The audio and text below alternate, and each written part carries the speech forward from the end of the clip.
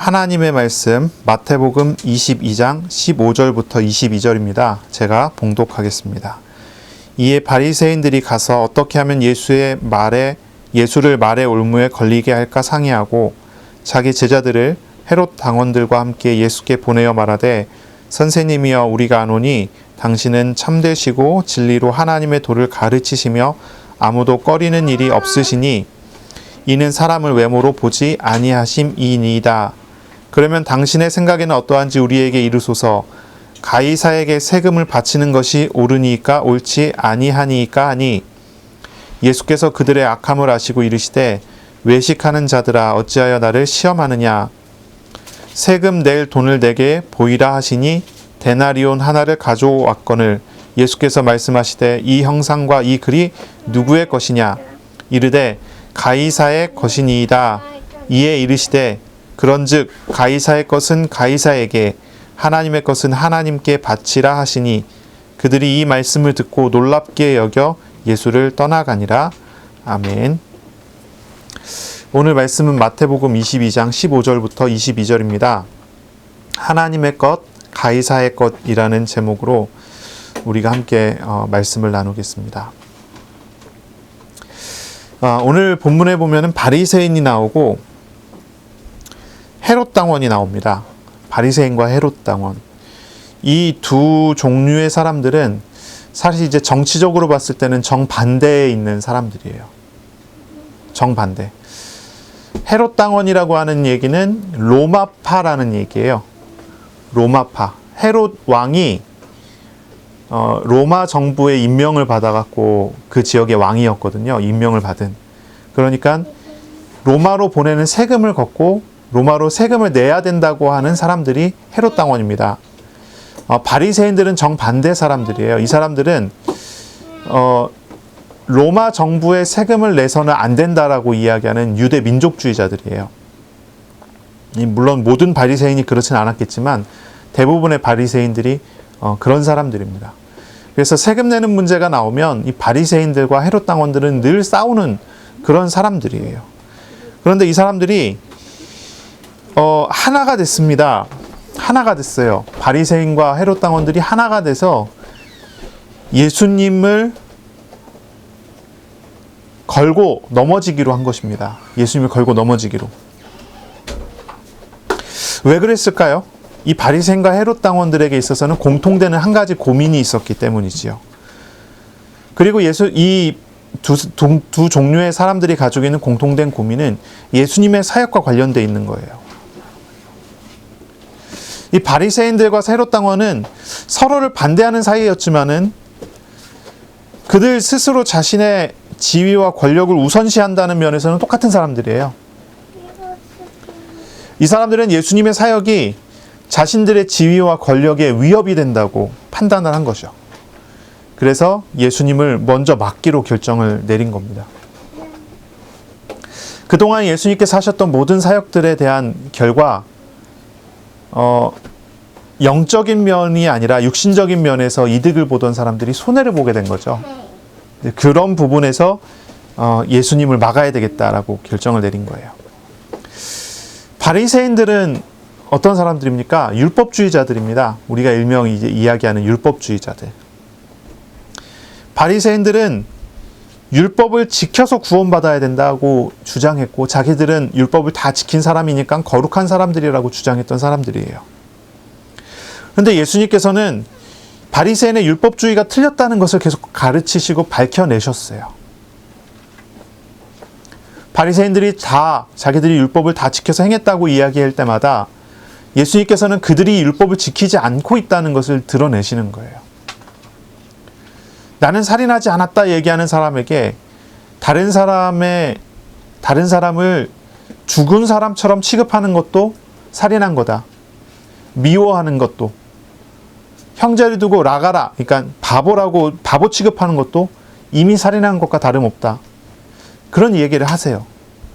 간음하지 않았기 때문에 그 법을 지켰다고 얘기하는 사람에게 여자를 보고 음욕을 품은 것마다 이미 그 사람은 간음한 것과 다름이 없다라고 하는 해석을 하시는 거죠. 율법을 다 지켜서 행했다고 하는 사람들에게 그 사람들이 율법을 지킨 게 아니라 지키지도 못했다고 하는 것을 다 드러내셔서 바리새인들의 많은 미움을 받게 된 거죠. 사람이 구원을 받는 것은 율법을 지켜서 구원받는 게 아닙니다. 어떻게 구원받습니까? 사람이 구원을 받는 것은 먼저 이제 구원이 뭔가를 이해하게 되겠죠. 죄가 없으면 구원인가요? 물론 죄에서의 구원 이렇게는 말이 됩니다. 죄에 대한 벌에서의 구원이라고 하는 말은 되겠지만 구원이라고 하는 것은 그것보다는 하나님을 만나는 것, 천국 백성이 되는 것, 하나님의 통치 아래 들어가는 것이 우리에게 있어서의 참된 구원이겠죠. 바리새인들은 예배의식과 행위를 완벽하게 지켜서 행함으로 자기들이 의롭다라고 주장한 겁니다. 그런데 우리 예수님께서는 그것은 의로운 게 아니라고 얘기하시는 거예요. 예배 드리러 나와서 예배의식과 행위를 완벽하게 잘 지켜서 거룩하게 했어요. 그러면 그게 예배가 성공한 예배가 되나요? 한번 생각해 보세요. 우리가 지금 예배 드리러 나왔잖아요. 예배 드리러 나오기 전부터 옷을 깨끗하게 단정하게 하나님께 드릴 헌금은 다림질까지 해가면서 정성을 들이고 마음을 집중을 하고 예배 나오기 전부터 기도하고 나와서 예배당에 앉아서 기도하면서 준비하다가 예배를 하나님께 드려요. 그런 모든 의식과 그 모든 행위들을 거룩하게 구별돼 갖고 했다 그러면 그게 예배를 잘 드린 걸까요? 예배가 성공한 걸까요? 바리새인들은 그런 생각을 했단 말이에요. 그런데 예수님께서는 그게 성공한 게 아니라는 거예요. 그게 바르게 예배 드린 게 아니라는 거예요. 그럼 어떻게 드리는 예배가 바른 예배죠? 하나님을 만나는 것, 하나님과 교제하는 것, 하나님과 통하는 것이죠. 그게 참된 예배죠. 율법은 하나님께서 이스라엘과 교제하기 위해서 주신 도구예요. 그런데 바리새인은 율법에서 하나님을 빼버리고 율법을 지켰어요. 그게 율법주의가 됐죠. 율법에서 하나님의 손길을 뺀다면은 율법은 가치 없는 게 돼버려요. 근데 바리새인들은 그것을 가치 없게 만들어 버렸어요. 예배에서 하나님을 만나는 걸 뺀다면 예배는 참된 예배가 될 수가 없어요. 그런데 바리새인들은 예배에서 하나님 만나는 걸 빼고 의식과 행위와 노력만 남겨놨어요. 그리고 우리가 이렇게 정성을 들였으니 하나님께서 우리를 봐주시겠지라는 거예요. 그렇게 말을 하는 거예요. 바리새인이 가지고 있는 전통이라는 것이 바리새인들이 지켜왔었던 율법이라는 것이 이런 식이었어요. 하나님 없는 율법, 하나님 없는 의식이요. 계속 반복해서 이야기하지만은 하나님의 이름을 망령되이 부르지 말라고 하는 10계명의 구절을 가지고 바리새인들은 어떻게 했습니까? 하나님의 이름을 망령되이 부르면 안 되니까 혹시라도 하나님의 이름을 부르다가 죄를 질까 봐 결정을 내렸어요. 약속을 했어요. 하나님의 이름을 부르지 말자. 그래서요, 이스라엘 사람들은요, 이 바리새인들은요, 하나님의 이름을 부르지 않았어요. 얼마나 오랫동안 하나님의 이름을 안 불렀냐면 하나님의 이름을 잊어버렸어요. 그래서 지금도 하나님의 이름이 뭔지 몰라요. 자음만 남아있고 모음이 없어서 발음을 못해요. 하나님께 바르게 예배하기 위해서 주신 하나님의 이름을 혹시나 죄 지을까봐 부르지 않아서 하나님의 이름이 없어지는 이상한 일이 벌어졌어요. 바리새인들이 한 일들이 그거예요. 이게 율법주의라는 거예요. 예배를 드리는데 죄를 짓지 않고 거룩하게 구별되게 드리기 위해서 하나님 만나는 행위를 다 빼버리자. 그래서 하나님 안 만나고 예배 드려요. 이게 예배입니까? 이게 예배인가요? 바리새인들이 했던 일들이 그래요. 그런데 겉에서 봤을 때는요, 바리새인들 참 멋있거든요. 어떤 게 멋있습니까? 바리새인들은요, 굉장히 노력하는 사람들이고요, 굉장히 애쓰는 사람들이에요. 자신들을요, 거룩하게 지키는 사람들이에요. 죄 안 짓기 위해서요, 평생을 노력하면서 달려간 사람들이에요. 바리새인들은요, 완벽한 사람들이에요. 율법에 이야기하는 한 가지 한 가지를 완벽하게 지켜요. 왜? 그렇게 지켜서 의롭다 하는 칭호를 받으려고. 예수님은 이 사람들을 보고 뭐라고 했죠? 외식하는 사람들이라 그랬어요. 위선자들이라 그랬어요. 겉과 속이 다르다고요. 겉으로는 거룩한 척하지만 속으로는 그렇지 않다고요. 겉으로는 죄를 안 짓는 것처럼 보이지만 속으로는 죄가 가득한 사람들이라고요. 예수님의 가르침이 계속되고 예수님의 사역이 계속되고 예수님이 나타내시는 여러 가지 표적이 계속되니까 이제 사람들은 바리새인을 높이지 않습니다. 바리새인들이 가지고 있는 지위와 권력이라는 것이 흩어지기 시작하고 무너지기 시작하는 거예요. 바리새인들은 예수님의 말씀을 듣고 아, 내가 죄인이구나, 내가 본질적이고 근본적인 걸 놓쳤구나, 하나님께 나가야 되겠다 이래야 되는데, 바리새인들은 예수님의 말씀을 듣고 아, 예수님 저 말씀대로 하면 우리가 틀린 게 됐고 우리가 지금까지 해온 게 다 틀린 게 되는구나, 그렇다면 예수님을 죽여야 되겠다, 이렇게 생각을 한 거예요. 그래서 자신들의 지위와 위치와 권력을 유지하기 위해서 자신들의 근본적인 문제를 건드린 예수님을 올무에 빠뜨려 죽이기로 한 것입니다. 헤롯 당원은 어떻습니까? 헤롯 당원들이요? 이 사람들은 로마파예요. 헤롯 왕의 신하들이에요. 이 사람들은 예수님을 바라보면서 깜짝 놀랐습니다. 일단 헤롯이 예수님을 보고 깜짝 놀랐어요. 왜냐? 예수님이 세례 요한이라고 생각한 겁니다. 아, 죽은 세례 요한이 살아서 돌아왔는가 하는 생각을 한 거예요. 깜짝 놀랐어요. 예수님을 보고. 세례 요한은 헤롯에게 계속 이야기했습니다. 헤롯이 잘못한 죄를 계속 지적을 하고 이것은 하나님 앞에서 옳지 않다라고 하는, 왕과 권력을 두려워하지 않고 비판하고 비난하고 많은 유대인들에게서 지지를 받았던 사람들이에요. 이 세례 요한 때문에 헤롯은 세례 요한을 존경하면서도 세례 요한의 말 때문에 자신의 권력이 무너질 것을 두려워했던 사람이에요. 예수님의 사역이 계속될수록 사람들은 높이 외쳤습니다. 예수님께서 유대인의 왕이라고. 헤롯과 헤롯의 일파들은요, 그것을 두고서 두려워한 것이죠. 자신의 권력과 지위를 무너뜨릴까 봐. 그래서 사실 이제 원인은 조금씩 달라졌지만, 뭐랄까요? 진행되는 과정들은 조금씩 달라졌지만 이 두 종류의 사람들이 결탁을 하게 된 겁니다. 완전히 이상한 일이 벌어진 거예요. 서로가 원수처럼 생각하고 서로가 칼 들고 싸우던 사람들이 공통의 적이 나타난 거죠. 예수님을 죽이지 않으면 자기들이 죽겠다라고 생각을 한 거예요. 그래서 전혀 어울리지 않는 이 두 종류의 사람들이 결탁을 하고 손을 잡고 예수님을 죽이기로 모의를 한 것입니다. 그리고 그 모의를 하면서 한 가지의 원인을, 한 가지의 문제를 가지고 나온 것입니다. 그것은 뭐냐면 가이사에게 세금을 내는 문제입니다. 가이사에게 세금을 내는 문제. 그걸 가지고 나온 거예요. 이 가이사에게 세금을 내는 문제를 가지고 예수님께 올무를 걸기 위해서 이 사람들이 나왔어요. 이 가이사에게 내는 세금이라는 것은 굉장히 논쟁적인 주제였어요. 이 세금, 가이사에게 내는 이 세금은 유대인들에게 아주 큰 반대를 불러일으켰거든요. 이 문제 때문에, 가이사에게 세금을 내는 문제 때문에 AD 6년에 예수님 오신 이후 6년쯤 됐을 때에 유대인이 이 세금 내는 문제 때문에 로마 정부에 반란을 일으켜서 전쟁이 일어나기도 했어요. 이거는 아주 논쟁적인 문제예요. 서로 칼 들고 싸우는 문제예요. 그런데 이 문제의 당사자들이 되는 헤롯 당원과 바리새인들이 손을 잡고 예수님께 나와서 이 문제를 가지고 예수님 올무에 걸려고 하는 거예요. 아주 이상한 상황이 벌어지는 거죠. 왜 이것이 유대인들에게 반란의 이유가 됐을까요? 세금 내는 문제가. 왜냐하면 이 자체가 로마 황제에게 세금을 바치는 행위가 유대 종교가 금지한 우상 숭배하고 일치된다고 생각했기 때문이에요. 우상 숭배다라고 생각한 거예요. 바리새인들이, 율법주의자들이 율법을 지켜서 행하는 데 있어서 큰 걸림돌 중에 하나예요. 우상 숭배와 연결이 된다고 생각을 한 것이죠. 당시에 이제 고대 사회에서는요, 정치와 종교가 일치시되죠. 그 당시에는 그래요. 왕은 신의 아들이고요. 왕은 제사장과 같아요. 그래서 그 왕에게 세금을 바친다는 것은 그 왕이 섬기는 신에게 세금을 바치는 것하고 똑같은 거예요. 이제 그런 생각이기 때문에 이 유대인들은 그것을 완전히 반대를 한 거죠. 이제 동전을 가지고 와라, 예수님께서 이렇게 말씀하셨는데, 이 동전이라는 것, 이것이 이제 황제 숭배하고 연관되어 있는 그런 내용이거든요.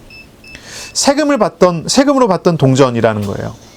이 당시에 이제 유대인들과 바리새인들, 이 사람들은 어떤 동전을 썼냐면 세겔이라고 하는 동전, 세겔, 그리고 드라크마라고 하는 동전을 썼어요. 이 드라크마는 헬라의 동전이고요. 세겔은 유대인들이 이제 사용하는 동전이에요. 이 동전은 어떤 식이냐면, 이 동전 안에 있는 어떤 내용들을 지워갖고 사용되어지는 그냥 주화의 이제 그런 내용들이죠. 이제 그런 걸 썼는데, 이런 이제 헬라의 드라크마나 이제 세겔 같은 것은 종교적인 의미를 담지 않은 것들입니다. 그래서 이제 성전세를 낼 때 사용하는 이제 그런 동전들인데요. 로마 황제에게 바쳐야 되는 세금으로 드리는 동전은 데나리온이라는 걸 씁니다. 데나리온. 이 데나리온이라는 것은 유대인들이 일반적으로 쓰지를 않아요. 사용하지 않다가 1년에 단 한 번 로마 황제에게 세금을 바칠 때만 사용하는 동전이에요. 그래서 가지고는 있지만 사용하지 않는 거죠. 이 데나리온이라는 동전을 보면 이 동전에는 어떤 게 있냐면 이 데나리온의 동전에는 로마 황제의 초상이 걸려 있습니다. 로마 황제의 얼굴이 있어요. 그리고 이 동전에는 글씨가 써 있어요. 어떤 식으로 써 있냐면 디벨료 가이사 이런 글씨가 써 있어요. 아우구스투스 신성한 아우구스투스의 아들 대제사장 이런 이제 글씨가 써 있어요. 다시 말해서 이 데나리온이라고 하는 동전은요. 우상 숭배를 위해서만 사용되는 동전이라는 거예요. 유대인들에게는 이제 그런 의미가 있는 거죠. 그렇기 때문에 이제 바리새인과 유대인 이제 대중들은요, 이 데나리온 동전을 사용하지 않습니다. 사용하지 않고 1년에 한 번 억지로 어쩔 수 없이 로마 황제에게 그 세금을 바치지 않으면 군대가 쳐들어올 거니까요.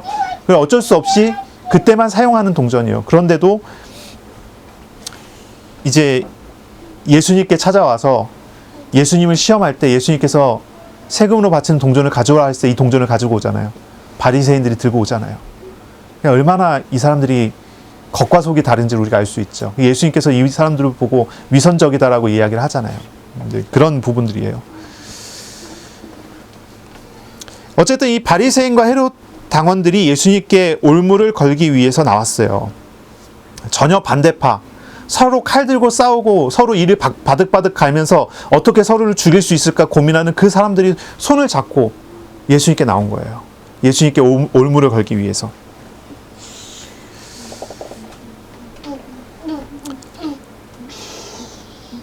이 사람들은요, 예수님께 세금에 대한 질문을 하고 대답을 기다렸다가 만약에 예수님께서 세금을 거부하라고 이야기하면 로마 정부에 고발돼서 즉시 체포할 계획을 갖고 온 것이고, 만약에 세금을 내라고 이야기한다면 예수님께서는 대중의 지지를 완전히 상실할 것을 생각하고 그런 목적을 가지고 예수님께 나온 거예요. 이거나 저거냐를 선택하라고 예수님께 나온 거죠. 하지만 예수님께서는 이들의 질문의 목적을 분명히 아셨고 이들의 악함을 아셨기 때문에 외식하는 자들아 어찌하여 나를 시험하냐 라고 말씀을 하세요. 위선자들아 라고 이야기를 하신 거예요. 그리고 지혜로운 대답을 하시죠. 아주 지혜로운 대답을 하세요. 이 사람들의 올무를 완전히 벗어나는 대답이면서 오히려 그들에게 사회와 정치 생활에 있어서 신앙적인 분명한 기준을 정해주는 그런 대답을 예수님께서 하시는 거예요. 어떻게 대답하십니까? 이렇게 대답하셨어요. 가이사의 것은 가이사에게, 하나님의 것은 하나님께 바쳐라. 가이사의 것은 가이사에게, 하나님의 것은 하나님께 바치라는 거예요. 예수님께서는 우선 세금으로 바치는 동전을 가지고 오라고 합니다. 이것은 가이사의 형상과 글이 쓰여 있는 데나리온이죠. 이것을 가지고 왔을 때 예수님께서는 이것을 보고 이 그림이 누구의 그림이느냐, 이 글씨는 누구의 글씨냐라고 하는 질문을 하신 거예요. 가이사다라고 대답하니까 그렇다면 가이사의 것은 가이사에게 줘라라고 말씀을 하시죠. 이것은요, 이제 단순히 보면 이제 단어를 이렇게 생각해 보면 바치라라고 하는 단어가 아포도테라는 단어인데, 이 아포도테라는 단어는 빚을 갚다는 말이에요. 되돌려준다, 빚을 갚다 이런 말이에요. 그러니까 가이사의 것은 가이사에게 되돌려줘라. 하나님의 것은 하나님께 되돌려줘야 된다. 이런 의미죠.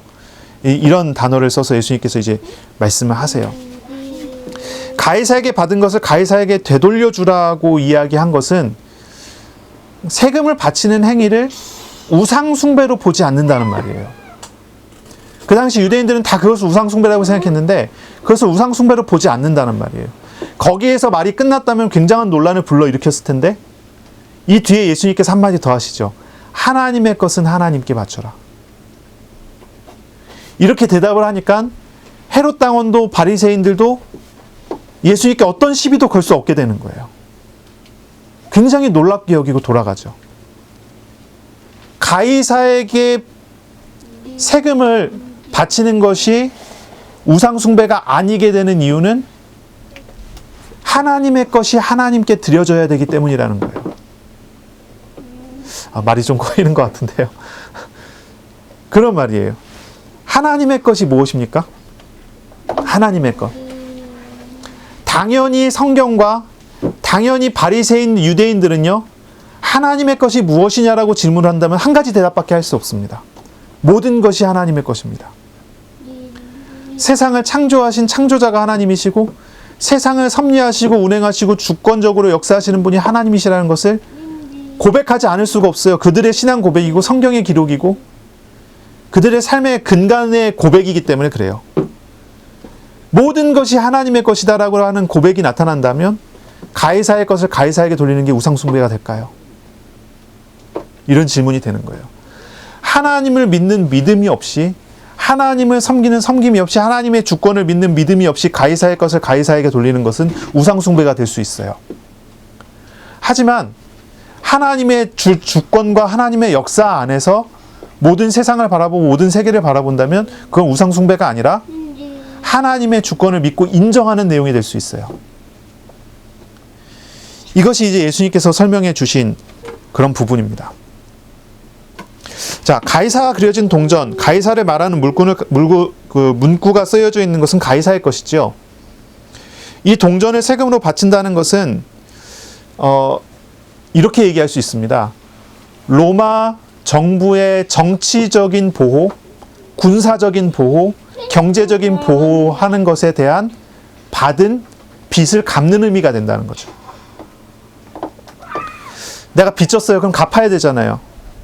그렇죠? 내가 뭔가를 받았어요. 그럼 돌려줘야 되는 것입니다. 이런 행위가 되는 거예요. 이건 이제 숭배가 아니라 이렇게 될 수 있는 거예요. 우리가 어디 마트에 가고 물건을 살 때 돈을 내고 물건을 사와야 되죠. 대가를 치르는 것입니다. 로마 황제가 나에게 이러한 것을 주었기 때문에 이거에 대한 대가를 치르는 것이 세금이다. 이렇게 이제 정리가 되죠. 그런데 여기에 종교적인 의미가 포함될 수 있는데 예수님께서는 하나님의 것은 하나님에게로라고 하는 말씀을 통해서 종교적인 의미를 빼버려요. 그러면은 가이사에게 세금을 바치는 문제는 더 이상 논란거리가 아니고 문제거리가 아니게 되는 거죠.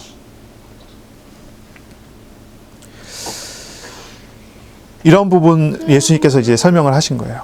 하나님의 주권을 정말로 믿는다면 어떻습니까? 하나님의 정말 주권을 믿는다면 우리는 이런 질문에 대한 대답을 바르게 해야 돼요. 무엇이 하나님의 것입니까? 라고 하는 질문. 이 성경 본문을 통해서 우리는요, 이 질문이 돼야 돼요. 무엇이 하나님의 것입니까? 무엇이 하나님의 것이죠? 모든 것이 하나님의 것이에요. 천지의 창조자이고 세상을 주관하시고 모든 것을 섭리하시는 하나님, 그 하나님의 것이 아닌 게 어디에 있습니까? 모든 것이 하나님의 것입니다. 가이사가 가지고 있는 군사들과 가이사의 정치와 가이사의 경제의 모든 것도 하나님의 주권 밖에 있는 것입니까? 그렇지 않습니다. 하나님 주권 안에 있는 것입니다. 그렇기 때문에 하나님의 주권 아래 모든 것이 있다는 것을 알고 믿어야 합니다. 하나님의 주권을 믿는다면 하나님께서 이스라엘을 로마의 속국으로 만든 것도, 이스라엘이 로마의 속국으로서 가이사의 통치를 받는 것도, 또 때때로 박해와 어려움을 당하는 모든 것도 하나님이 허락하신 것으로 받아야 하고 그렇게 믿어야 합니다. 그렇죠? 때로는 우리가 시험을 만날 때 어떤 사람은 그렇습니다. 시험을 당하게 되면 사단 결박을 열심히 합니다. 마귀가 나에게 역사를 한다 생각하고 나를 괴롭히는 사탄을 결박하고 하나님 원하시는 뜻대로 나를 구원해 주세요라고 기도를 합니다. 근데 이건 바른 기도가 아니에요. 하나님의 주권을 잘 못 믿는 거죠. 하나님의 주권을 믿는 사람은 어떻습니까? 시험과 어려움이 오면 하나님이 나에게 이 시험을 허락하셨으니 이 시험을 통해서 나는 더욱 단단해질 것이다 라고 믿는 것입니다. 욥이 그런 표현을 썼잖아요.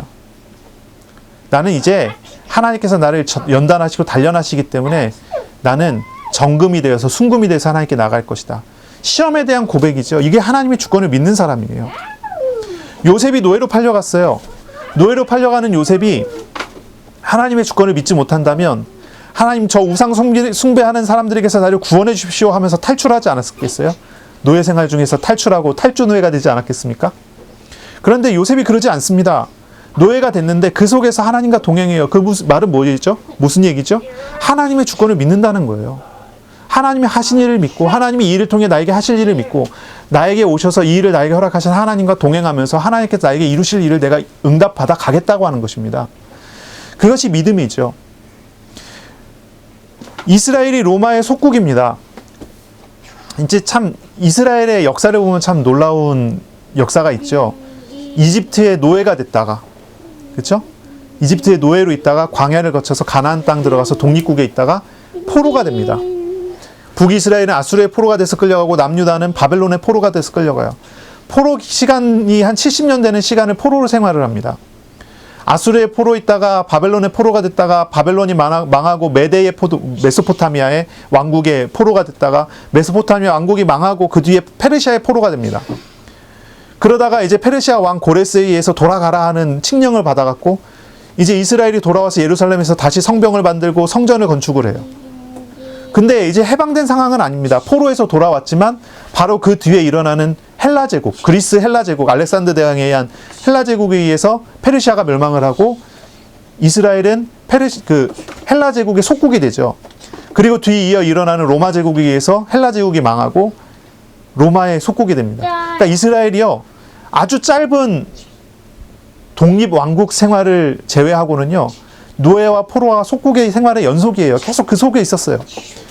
그리고 그 모든 생활들은 하나님의 예언과 하나님의 미리 가르치신 말씀 안에 있었어요. 그리고 노예된 이유가 무엇입니까? 포로된 이유가 무엇입니까? 속국이 된 이유가 무엇이었을까요? 이스라엘은 강대국에 둘러싸여서 살면서요, 그 속에서 이스라엘은 하나님 앞에서 세워져 나아갈 때 이스라엘은 세워졌고, 이스라엘이 하나님을 잊고 우상을 섬겨나갈 때 이스라엘이 망했어요. 그리고 하나님은 말씀하십니다. 이스라엘이 우상 섬기기 때문에 이웃의 강대한 나라를 세워서 이스라엘을 치게 했다. 그래서 하나님께 돌아오도록 만들었다. 이집트는 10가지의 큰 우상을 섬기는 나라였어요. 아수르도 마찬가지죠. 큰 우상을 섬겼어요. 바벨론도 그래요. 우리가 바벨론 알잖아요. 이스라엘 남유다 왕국이 포로로 끌려갔을 때 거기에서 이제 다니엘서를 우리가 보는데 어떻습니까? 느부갓네살 왕이 큰 금신상을 만들잖아요.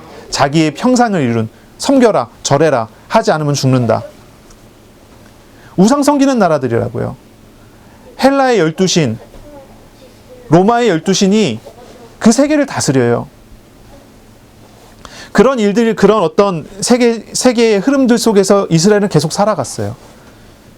우상이 일어나고 우상이 다스리는 나라에서 이스라엘은 그 속에서 살아가요. 뭘 보면서 살아갑니까? 하나님의 주권을 보면서. 하나님이 저 우상을 들어서 우리를 치신 이유가 무엇이냐? 하나님에 대한 믿음을 회복하게 만들기 위해서 그러신 것이 아니냐? 이런 과정들이 계속 흘러갔어요. 오랜 시간 동안에 이스라엘은요, 포로와 속국과 어떤 이런 어려움 속에서 살아가면서도 그 속에서 하나님이 함께 하심을 보고 우상을 들어서 치셔서 악한 자도 악한 때에 적당히 쓰시는 하나님을 보면서 신앙을 회복하고 신앙을 가지고 나갔어요. 그런데 예수님의 이 시대는 어떻습니까? 희한한 일이 벌어졌어요. 율법은 있는데 율법을 주관하시는 하나님이 없어진 시대. 율법주의가 다스리는 시대. 희한한 일이 벌어졌어요. 성전은 있고 어느 시대보다도 성전은 가장 화려한 성전을 가지고 있는 그런 시대가 됐어요. 헤롯 성전이 굉장히 화려했거든요. 그런데 성전은 있지만 성전에서 하나님을 만나는 사람은 없어진 성전. 하나님이 없는 성전. 놀라운 일이 벌어진 거예요. 놀라운 사건이 벌어진 거예요. 하나님에 대한 이름은 있고 하나님을 부르는, 물론 하나님의 이름을 못 부르죠. 다 아도나이 아도나이 주여 주여 하지 하나님의 이름이 없어져 버렸어요. 이제 그런 시기와 그런 세대, 이 세대 속에서 예수님께서 오셔서 사역을 하세요. 이 세대 속에 오셔서 예수님께서 이야기하세요. 이 속에 있는 바리새인들 어떻습니까? 그들의 조성과는 전혀 다른 판단을 하는 거예요. 속국으로 있는 것을 통해서 하나님을 알아가야 하는데 속국으로 있는 그것을 통해서 저항을 해서 벗어나자고 하는 거예요. 바리새인이 한 가지를 잃어버렸기 때문이죠. 뭘 잃어버렸습니까? 하나님을 만나고 하나님과 함께하는 생활을 잃어버렸기 때문에. 중요한 비밀을 잃어버린 시대가 된 거예요. 하나님의 주권을 정말로 믿는다면 이스라엘이 로마에 속국을 잇는 것을 보며 그 속에서 하나님과 동행하지 않았겠어요? 그런데 이 사람들은 바리새인들, 헤롯 당원들은 하나님을 믿지 않습니다. 하나님 주권을 믿지 않습니다. 헤롯 당원들은 로마의 권력을 보고 로마에 붙었습니다. 이 사람들은 진짜 우상 숭배하는 사람이 돼버렸습니다. 바리새인들은 하나님의 주권을 믿지 않기 때문에 로마에 저항해갖고 저 우상에게서 벗어나자고 하는, 전쟁을 일으키자고 하는 그런 사람들이 됐습니다. 결국 이 사람들이 나중에 AD 70년에 로마와 전쟁을 하잖아요. 로마 장군 티투스가 와서 예루살렘 성전을 불태워버리는 그런 결과가 이루어집니다. 결국 그 결과로 이스라엘은 나라를 잃고 2000년간 떠돌아다녀야 되는 그런 상황이 벌어졌죠. 이제 이런 부분들이에요. 하나님의 주권을 아무도 믿지 않습니다. 받아들이지 않습니다. 그런데 예수님께서는 여기서 이 말씀하시기를 가이사의 것은 가이사에게, 하나님의 것은 하나님께, 이런 말씀을 하시는 거예요. 세상의 모든 것이 하나님의 것임을 믿고 인정한다면 가이사의 것을 가이사에게 돌려주는 것을 우상 숭배로 보지 않고 받은 것에 대한 대가를 돌려주는 것을 볼 수 있다는 거죠. 바로 이러한 예수님의 대답에 헤롯 당원과 바리새인 모두가 아주 놀랍게 생각했습니다. 그리고 올무를 걸지 못하고 스스로 다 자기 발로 돌아가게 됩니다. 이 예수님의 대답은 당시 사람들이 사로잡혀 있었던 지배적인 정신이죠. 뭐 종교와 정치가 일치한다는 이런 지배적인 정신에서 벗어나서 하나님의 통치와 세상 통치의 이중적 통치의 개념을 가르쳐 주신 거예요. 신학적인 표현이죠. 이중적 통치.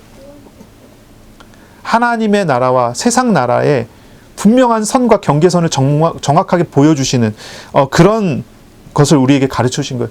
오늘날 우리가 이 세상 속에 살아가잖아요. 이 세상 속에 살아가는데 어떤 사람은 그렇습니다. 세상 나라와 하나님 나라를 갈라놓고, 세상 나라는 마귀가 다스리는 나라, 교회는 하나님이 다스리는 나라, 이렇게 갈라놓고 그 속에서 어떻게 살아갈까 고민해요. 예전에 제가 이런 설교를 들은 적이 있어요. 하나님의 나라는 아지트와 같다. 여러분 그런 말 들어보신 적 있지 않습니까? 북한에서 간첩을 보내서 아지트를 만들어 놓는 거예요. 이 남한 땅에다가 아지트를 만들어 놓는 거예요. 밖에 나가서 돌아다닐 때는 한국 땅이지만 그 아지트의 문을 열고 들어가서 문을 딱 잠그는 순간 거기는 북한 땅이 된대요. 아지트 개념. 하나님 나라를 이렇게 설명하시는 분이 있었어요. 맞는 말일까요? 맞아요? 틀리죠. 바리새인들하고 똑같은 개념이에요. 똑같은 개념이죠. 이런 사람들, 이런 생각을 가지고 있는 사람들은요, 문제 생기면요, 마귀 쫓아내갖고 하나님 나라 만들어야 된다고 얘기하는 사람들이에요. 요즘에 제가 우리 아이들과 함께 역대기를 읽고 있거든요. 역대상, 역대하를 읽고 있는데, 이 역대상, 역대하는 이제 역대상 같은 경우는 성경에 있는 사무엘 상하를 요약한 게 역대상이에요. 그리고 성경의 열왕기 상하를 요약한 것이 역대하입니다. 이 역대상하는 이스라엘의 왕국의 역사를 이렇게 쭉 기록이 되어 있는데, 여기 중요한 메시지들이 나오는데 어떤 거냐면 이런 거예요. 이제 사무엘 같은 경우나 이제 열왕기상 같은 경우 상하에서 이야기할 때 사울이 악신에 들려서 이런 일을 했다, 이렇게 표현이 되는데, 열왕기상에서는 어떻게 표현하냐면 이렇게 표현을 해요. 하나님께서 약속하신 것을 이루시기 위해서 악신을 부리신 거예요. 이 개념 이해되십니까? 쓰여지는 시각이 달라요. 목적이 다른 거예요. 우리는 이것을 이제 성경에 분류해서 역사서로 분류를 하는데, 유대인들은, 히브리인들은 이것을 역사서로 분류하지 않고요, 전기 예언서로 분류합니다. 전기 예언서, 예언이라는 단어보다는 우리가 선지자라는 단어가 더 익숙하죠. 전기 선지서라고 이렇게 분류를 하는 거예요. 우리들은 이제 역사서, 선지서 이렇게 분류하잖아요. 선지서는 또 대선지서, 소선지서로 하는데, 대선지서는 길이가 긴 건 대선지서고 길이가 짧은 건 소선지서로 해갖고 분류를 해요. 그런데 이제 히브리 사고에서는 그렇지 않습니다. 역사서로 분류되어 있는 거는 전기 예언서, 우리가 이제 선지서로 분류하는 건 후기 예언서, 이렇게 분류를 해요. 뭐냐면 이것은 역사 기록이 아니라는 거예요. 물론 역사가 기록이 돼 있지만 목적이 역사 기록이 아니에요. 뭘 기록한 거냐면요, 역사를 통해서 나타내시는 하나님의 말씀이 기록된 거예요. 그래서 이것을 예언서라고 읽어요. 이스라엘의 역사, 이스라엘의 삶 속에서 하나님의 주권의 관점에서 모든 것이 쓰여져요. 악한 사탄의 역사조차도 하나님이 허락하시지 않으면 일어나지 않는다고 하는 하나님의 주권 관점에서 그것이 쓰여져요. 단편적으로 그 뒤를 생각하지 않고 단편적으로 생각한다면 사단의 역사가 맞는데, 그 사단의 역사를 하나님의 주권의 관점에 봤을 때 하나님께서 사단을 왜 부리셨는가가 이렇게 나타나는 것들이죠. 우리가 이제 당하게 되어지는 시험과 우리가 지금 만나게 되는 여러 가지 어려움도 사실 똑같은 개념이에요. 우리가 당장 만나서 우리가 당장 볼 때는요, 사탄의 역사고 사탄의 시험이고 나에게 일어나는 고통스러운 일들입니다. 그런데 하나님의 주권을 믿는 믿음의 관점에서 봤을 때는 하나님께서 그것을 나에게 왜 하셨을까? 이걸 나에게 이것을 통해서 이루고자 하시는 이유와 목적이 무엇일까? 이런 질문으로 넘어가야 되는 거예요. 이런 질문으로 넘어가야 되죠. 아까도 얘기했지만 요셉이 노예로 팔려가고 노예 해방하지 않았다니까요. 노예 해방을 위해서 기도하지 않았다니까요. 하나님의 주권을 믿기에 그 속에서 하나님과 함께하는 삶을 살아가는 거예요. 그게 믿음이고 그게 신앙이고 하나님을 만난 사람은 그렇게 될 수 있어요. 이것을 우리가 생각을 해봐야 되는 거예요. 이중적 통치예요. 아지트 개념이 아니에요. 아지트 개념이 아니에요. 하나님의 나라는 아지트 개념이 아니에요. 문 닫으면 그 속이 북한이고 밖에 나오면 남한이고 그런 개념이 아니에요. 모든 것을 주관하시는 하나님의 나라, 하나님의 통치 속에서 세상이 잠시 허락되어진 마귀의 역사들과 세상의 역사들이 있을 뿐이에요. 이것을 바르게 보게 된다면 세계를 볼 수 있고요. 세상을 보는 눈이 열리고요. 하나님의 인도를 받게 되는 거예요. 어려움 속에서 갈등하는 이유는 하나님이 믿어지지 않기 때문이에요. 어려움 속에서 인내할 수 있고 기다릴 수 있고 평안할 수 있는 이유는 하나님이 하시는 일들을 그 속에서 내가 맛보며 걸어갈 수 있기 때문이에요. 이것이 다른 거죠. 다른 부분들이에요.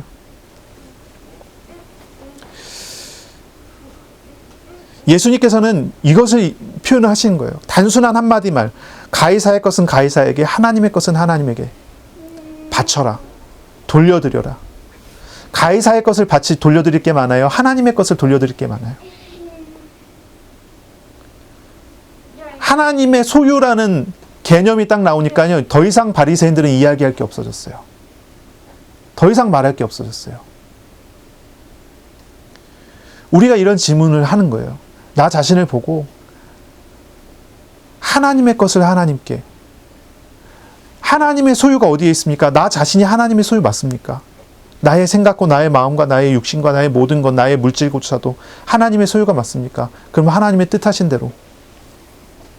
이게 믿음이죠. 이게 믿음입니다.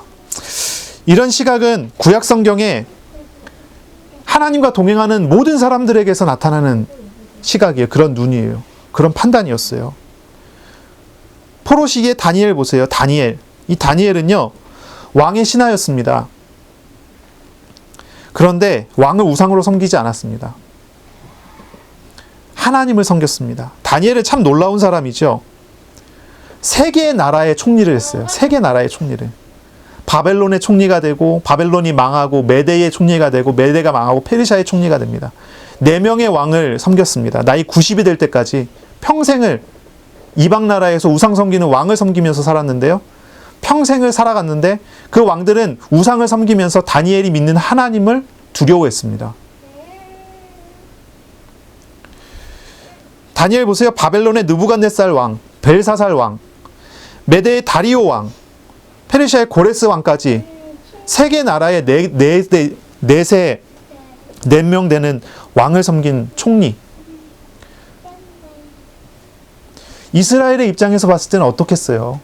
이스라엘을 망하게 하고 이스라엘을 포로로 끌고 간 그런 나라. 물론 이제 민족 개념이 지금과 같은 민족 개념하고 좀 다른 개념이긴 해요. 그 당시에는 고대 사회니까요.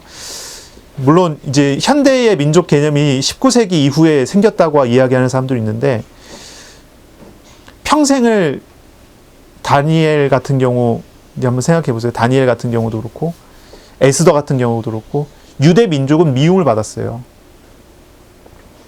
그래서 그 속에서 총리가 되기까지, 그리고 유대 민족 속에서 만약에 우리나라가 예전에 식민지 시대 때 일본에 붙어갖고 거기서 총리한 사람이 나왔다 그러면 우리는 어떻게 생각하겠죠? 친일파 이렇게 얘기하고 죽여야 될 사람 이렇게 생각하지 않겠어요? 그리고 해방운동, 독립운동 일어나야 되는 게 정상적인 과정이 아니겠어요? 그런데 희한하죠. 포로로 끌려간 이스라엘은요, 해방운동, 독립운동을 일으키지 않아요. 그것이 일어나기 시작한 것이 헬라의 속국, 로마의 속국이 됐을 때 일어났지 그 전에 그렇게 나타나지 않아요. 포로 생활을 아주 성실하게 잘했어요. 왜 그랬을까요? 그 속에서 이들이 하나님과 함께하는 삶을 살아갔기 때문이죠. 이게 중요한 거예요. 하나님과 동행하는 은혜 속에 있는 사람. 하나님의 주권을 믿을 수 있어요.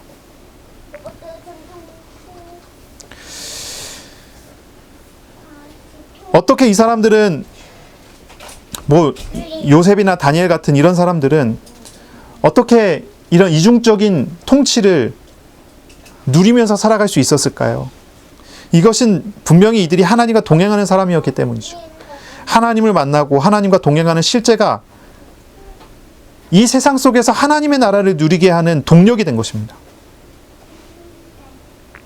하지만 요셉이나 다니엘 같은 그런 하나님과의 인격적인 동행을 잃어버린 이스라엘은, 그런 인격적인 동행을 잃어버린 바리새인은 세상을 보는 눈을 다 잃어버리고요. 역사와 현장 속에서 하나님의 손길을 보는 눈을 다 잃어버린 거예요. 그러니까 아주 편협한 태도와 표면적이고 단편적인 모습으로 자신의 민족을 지키려고 노력하게 되는 거죠. 바리새인들이 이렇게 되는 겁니다. 예수님께서는 이들에게 참된 모습을 보여주시고 가르쳐 주신 거예요. 오늘날 우리에게 사회생활과 정치생활에 아주 중요한 기준이 되는 가르침을 우리에게 주신 겁니다. 우리 모두는요, 이중적인 통치 아래에 있음을 알아야 돼요. 이중적인 통치. 영적인 통치와 국가적 통치죠. 영적인 통치는 하나님의 나라의 통치입니다. 국가적인 통치는 세상의 통치라고 하는 거예요. 세상 국가의 통치. 하나님의 주권을 믿는 믿음을 가져야 합니다. 우리에게 시험과 어려움이 올 때 어떻게 행동하실 것입니까? 어떤 이는 시험과 어려움 속에서 저항할 겁니다. 저항. 또 어떤 이는 순응할 수도 있어요. 시험에 그냥 순응해서 살아가는 거죠. 또 이도 저도 아닌 상태로 살아갈 수도 있어요. 하지만 오늘의 말씀 안에서 우리는 새로운 길을 찾아가야 되죠. 이 세 가지 방법 다 아니에요. 예수님께 찾아왔어요. 예수님께 세금에 대한 질문을 했어요. 이거는 말을 바꿔서 얘기하면 이 얘기예요. 예수님, 로마에 저항하시겠습니까? 로마의 통치에 순응하시겠습니까? 라고 하는 질문이에요. 나타날 수 있는 대답은 세 가지였어요. 저항하겠다. 아니면 순응하겠다. 아니면 저항도 순응도 아닌 이상한 행동을 하겠다.